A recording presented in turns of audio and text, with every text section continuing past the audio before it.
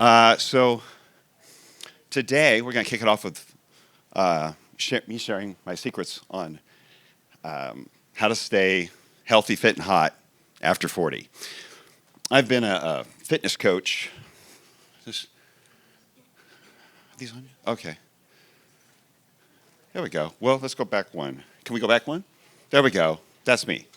Cheating age. How to be healthy, fit, and hot after 40. So I've been a fitness coach since 1998. And I was experimenting with my diet for about 5 years before that, just with the goal of trying to avoid metabolic disease. Because I thought metabolic disease was the thing that would probably, the biggest threat to my life and to to how well I spent the last few years of my life, as was demonstrated by my older relatives. I could see it happening. And so for some reason, in my early 20s, this is what I wanted to figure out. And let's see here. These are the primary conditions or symptoms of metabolic disease, which we see impacting most people in their 40s and 50s these days, and even some younger. We have kids who are impacted by some of these conditions, which is unheard of 50 years ago. The problem we have is that our health authorities don't really agree on what causes these, right? Most of these are associated with or caused by insulin resistance, and they can't agree on what causes insulin resistance.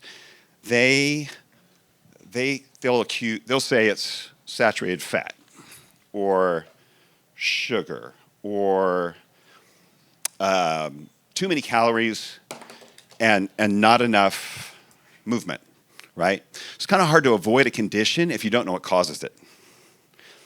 Now, this is a healthy group, right? We're all here because we want to live longer, we want to live well. So these conditions may not impact you or us in our 40s or 50s or even our 60s. But at some point, if you want to be healthy, fit, and hot at 90, right? Grabbing your sweetheart for a little love in the afternoon, followed by a nap, right? You need to solve for metabolic disease. And I believe that starts with addressing our habits with some basic foundations related to nutrition, movement, and recovery. Now, we can layer integrative strategies on top of that, which we're all here to kind of explore, experiment with. Right, we all love our integrative strategies. We're biohackers. But we can't out-hack the foundations.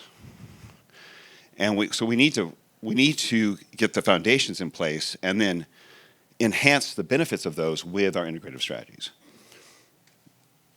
And so I think we can start with a bit of a history lesson.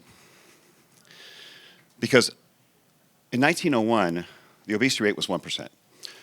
Most cardiologists had never seen a heart attack. They were so rare.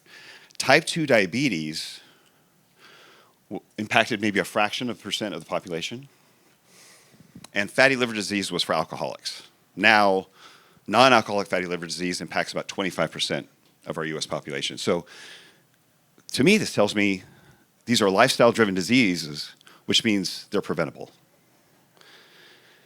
And if we want to prevent them, the primary driver of these diseases and the biggest tool we can use to prevent them starts with our diet, starts with nutrition. So because something changed, and I believe it happened early in the 20th century, which is why we're seeing such a shift from 120 years ago to now. So this chart's courtesy of Dr. Chris Kenobi, charting the consumption of vegetable oil, or we now know them as seed oils, in our diet over the last 120 years. You can see right before 1900, they were at 0% because we didn't have them. We didn't use them for oils. We didn't use them. They weren't in our food. The polyunsaturated fat that we consumed came from nuts, seeds, or the small amount that's an animal fat. But then we developed these oils early in the 20th century. They started off as cooking fats and then are the primary ingredient in processed foods, which now, of course, makes up 65% of the average American diet.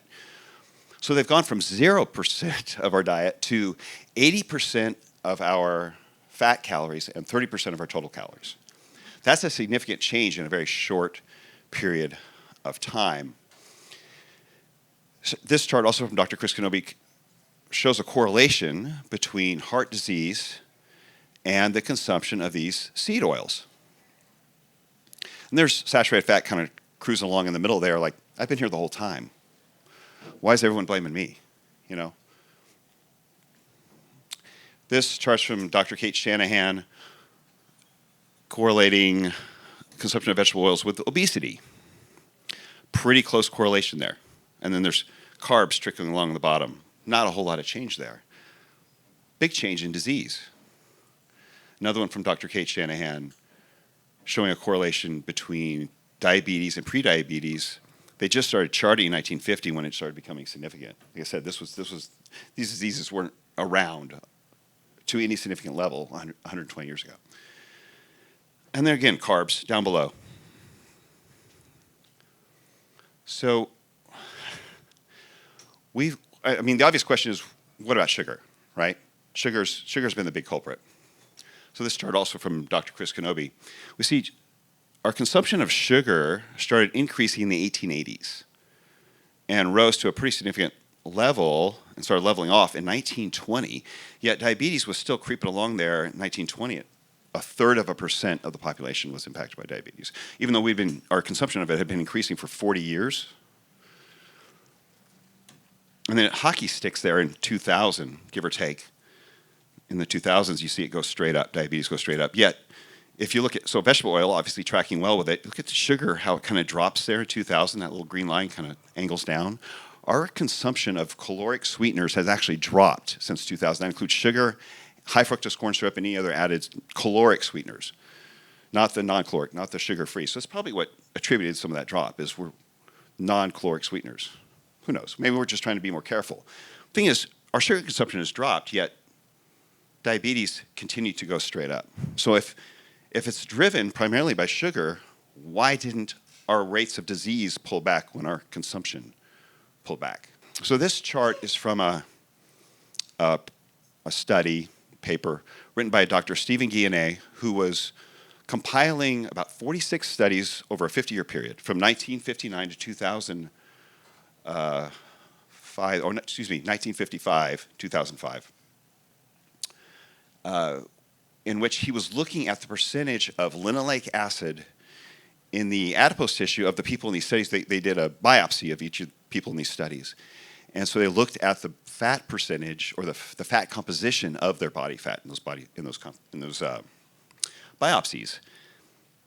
And what they found, what he charted here, it's kind of a nice little line, was the increased percentage of linoleic acid in the body fat of these subjects. So linoleic acid is the primary acid, as you've probably heard of it as omega-6 fatty acid. It's the primary fatty acid in these oils. So this is a direct result of our consumption because we cannot synthesize polyunsaturated fat or this linoleic acid. We cannot, our bodies don't make it.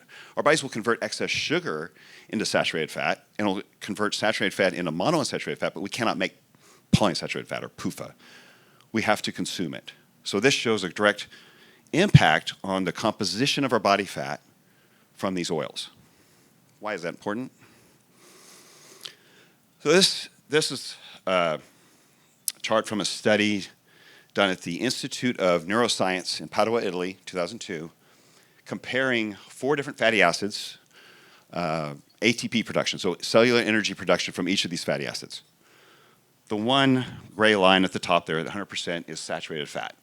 Monounsaturated fat trickling above it gives us slightly more energy than saturated fat. The omega-6 is the one that drops below at about 60% of the energy output of saturated. Omega-3 just below that at 25%. So what that tells us is that these polyunsaturated fats are not great energy sources. Yet we're storing them as body fat and trying to burn them. Why does it do this? Well, the polyunsaturated fat has what's called open double bonds. So it makes it very susceptible to oxidative stress. If you're familiar with the oxidative stress or free radical theory of disease, oxidative stress is not a good thing. So when it gets inside the cell in the mitochondria, this oxidative stress starts to shut down the mitochondria. It's too much. It's too much heat. Because we literally burn them with oxygen. So it's creating a lot of oxidative stress. And so it causes the mitochondria, the cell, to shut down. So we're making less energy. And when we make less energy in the cell, that creates a problem in our bodies because our cell only has about 20 seconds of backup energy. So the brain freaks out a little bit. It's like, we got low energy going on. What are we going to do? We need to pull some energy out of the bloodstream, some sugar out of the bloodstream to take it to the cell, which then leads to low blood sugar or hypoglycemic response. So the brain, okay, we have hypoglycemia, let's get more sugar. So let's signal some hunger hormones, so we're hungry, and release some stress hormone so that the liver puts some sugar into our bloodstream. That's the role of the liver, controls our blood sugar. So the liver is spitting out more sugar, we're hungry, and eventually as our blood sugar starts coming up to offset this low energy body fat we're trying to burn, insulin is released.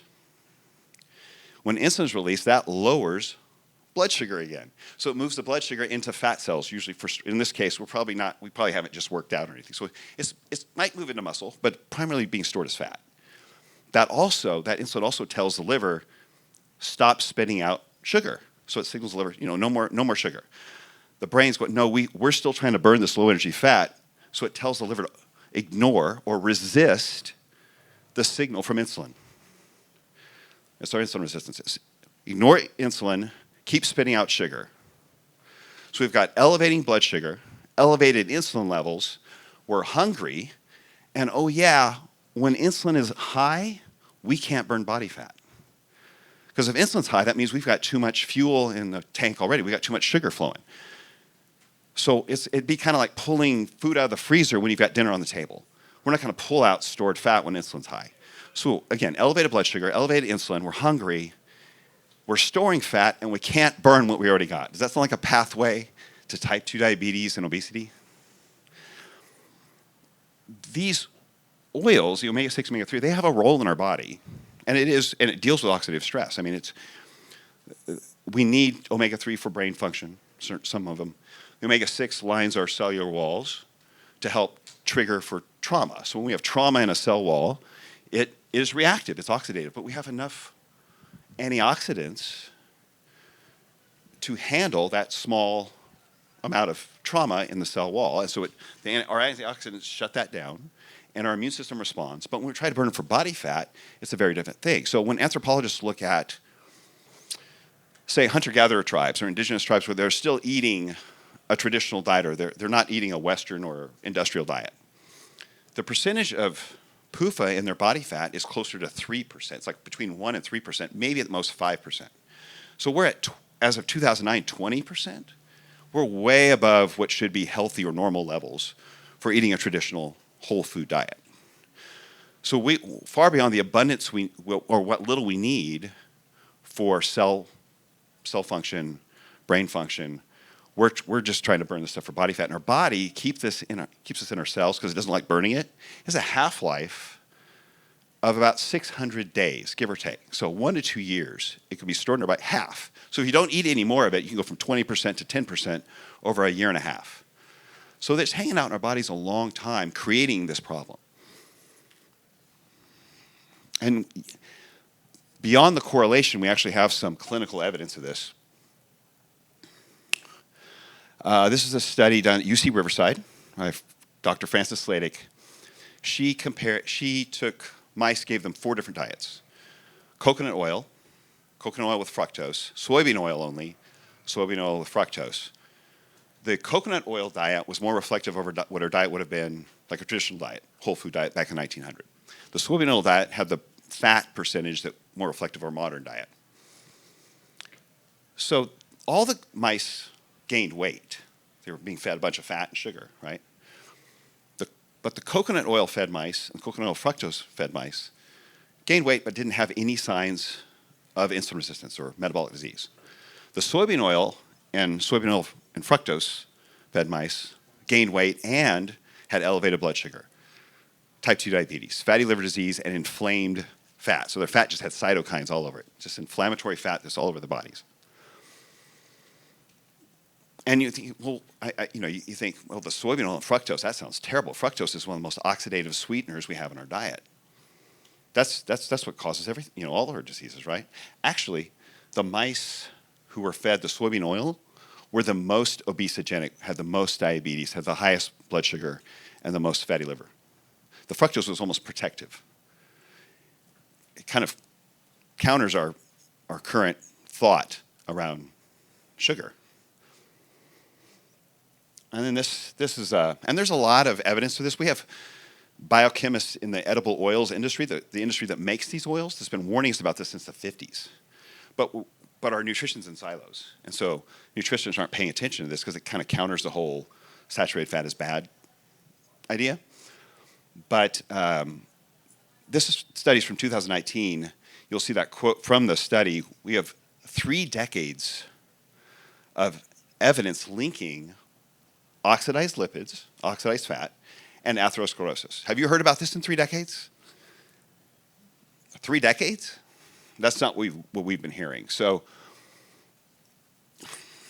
we have these oxidized lipids that with the free radicals, as I mentioned, can spread at about a rate of 1 billion per second. So once you have an oxidized product, if you don't have antioxidants controlling that, it spreads like a wildfire.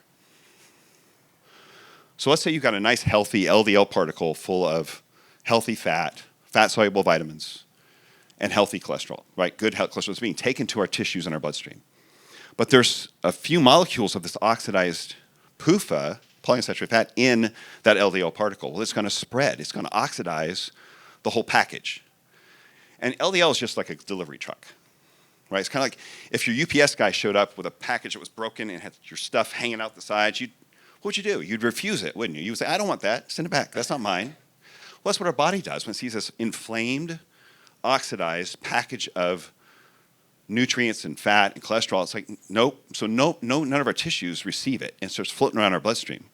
And finally, our immune system catches on, sends out some macrophages, grabs that LDL, starts creating foam cells and spackles it against the inside of our arteries to protect us, to take it out of circulation. It's like, just pack it in there. So when they do autopsies of people, going back 100 years of autopsies show that all atherosclerotic plaques have oxidized cholesterol in them. We have an oxidation problem. We don't have a fat problem. We don't have a cholesterol problem. We have an oxidative stress. So now in the interest of time, I can't explain the whole plan that I offer to my clients, but I have a free download at the end that goes in more detail about diet and exercise and scans and so forth. But I think it's obvious to me, we need to go back, as far as nutrition is concerned, we need to go back to the way we ate 150 years ago. Like, we look at our food, did this exist in the 1800s? Is this what I would have eaten, 150 years ago? And if it didn't exist then, we probably want to minimize it or eliminate it from our diet. Because it's our modern food causing our new level of disease. We got to stop blaming ancient food for new disease. So a whole food diet, and I give more details. If you want to structure your diet a certain way, I give that detail in the download. But we need to move on because we're running out of time here. With exercise, many of us worked out maybe in our 20s. We'd go to the gym. We want to pound ourselves back into shape. We're killing it all the time. We're over 40. We don't recover as well as we used to, right? From anything. Bad night's sleep, long week of work, travel. So we need to kind of allow for recovery and fatigue and inflammation in our diet, in our lifestyle in general. And I think that includes exercise as well. So maybe think about a minimal effective dose, so it's just enough to gain and maintain muscle, but not so much that we have too much to recover from when we're dealing with fatigue, because we have other responsibilities. We have people who depend on us. We have jobs. We have demands. They're all stressors, and those all count along with our workouts. So we have to manage all of our stressors. And so there's actually studies showing that too many sets in a workout is actually the biggest inhibitor to muscle growth, contrary to what we've been told, right? A high volume set. And they found that fewer sets for a muscle group, but performed more often in the week, 2 or 3 times in the week, was actually better for improving muscle growth. And the same is true of our cardio. We need to polarize our cardio to minimize fatigue and allow for more recovery. So by polarizing cardio, I mean high end and low end and stay out of the middle. So high intensity interval training, so 15 to 60-second intervals with rest in between, maybe 3 to 6 bouts of that, 2 or 3 times a week. And then, zone 4, zone 5 cardio, so the high end. And then on the other end, zone 1, low zone 2, walking, Pilates, yoga, riding your bike, leisure sports, something that kind of gets you moving, but it's not beating you up. Because, again, we're not 20, 30 anymore. I'm not. Why continue to beat ourselves up? Why do more than we have to? Let's be smarter. We don't spend money like we did when we were 20, do we? We don't need to work out like we did when we were 20. Let's be smarter about it. So, recovery. Our greatest tool for recovery would be sleep. And a lot of us are tracking our sleep. We're wearing blue light blockers at night. We're doing a lot of these things already. But the concept is, we have a go, go, go lifestyle, right? We're going after it. We're getting things done. Our sympathetic nervous system is stirred up all day long. And when we were younger, we could do that all day. And then it's time to go to bed. We put our head in the pillow, sleep like a rock. Get up and do it again. After 40 or 50, not so much. It takes us a little longer to land the plane. We need a few hours to disengage the sympathetic nervous system and engage the parasympathetic. So give yourself a little more time to land the plane, doing things that you enjoy, disengage from the emails, from the business talk. Find something that allows you to just calm down and bring things down to a quieter level before you try to sleep, so you don't have that restless night's sleep or waking up at 2 a.m. thinking about the things you didn't deal with. It's like, give yourself a little more time to calm down. And then with regard to integrative strategies, I've found in my professional experience, now I'm not a medical professional at all. I'm not giving medical advice. But I found the strategy that gave the greatest leverage, the greatest benefit, the least risk, was hormone replacement therapy, specifically bioidentical hormone replacement therapy. Now these benefits are specific to testosterone. And so that for men and women, there's been a lot of negative press. We've had a lot of negative, even from the medical industry, about a lot of negative press about hormone replacement therapy. The Women's Health Initiative from the 90s, really flawed study, put out a lot of horrible information about really using synthetic hormones, the risks of that, set back women's health decades. Current well-designed studies are showing a great deal of risk, disease prevention with hormone replacement therapy, as well as just a more enjoyable life. And a lot of women actually find that their testosterone starts dropping well before menopause.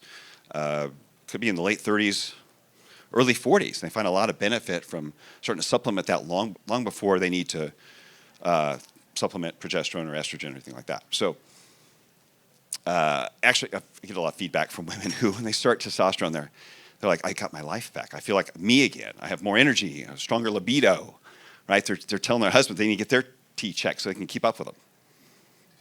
Guys, horny wife, happy life, okay?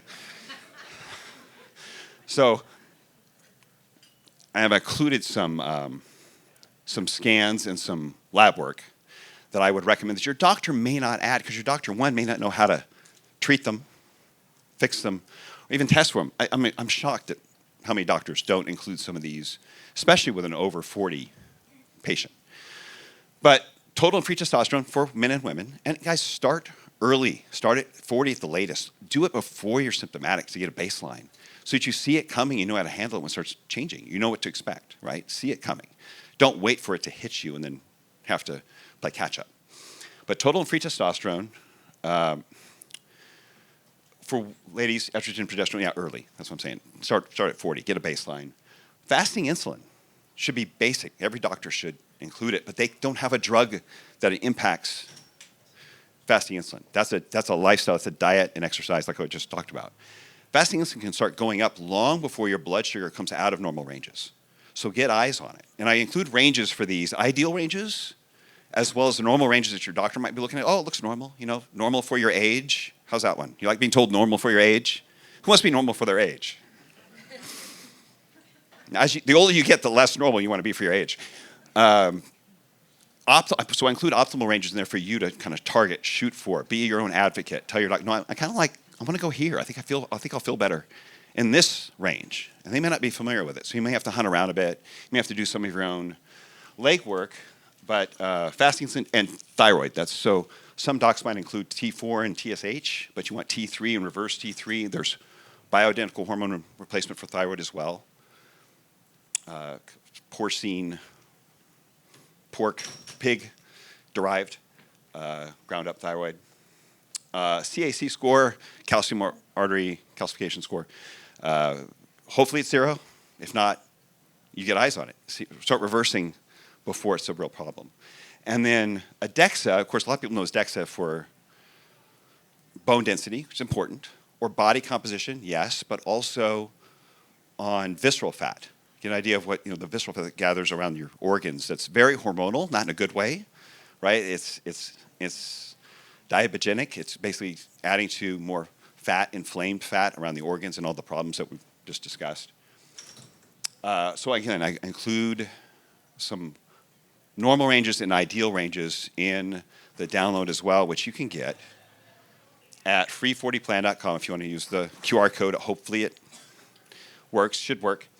But there's a URL, and that's just a free download. Gives kind of a little bit more detail than what I just explained in a plan for preparing for being, over 40 and wanting to live a vital life, optimal health as we age. Again, these diseases are lifestyle driven. I think they're preventable. Our two greatest assets are time and health. We can't buy more time. But if we invest in our health, we could probably earn some. All right, and if you have not yet been to Biohackers World, guess what? We're coming to Chicago in July and Miami in November. You absolutely want to be there. These events are unlike anything else, and I've never even seen a longevity and health optimization conference in Chicago. So I'm so excited to see all of you in Chicago at Biohackers World.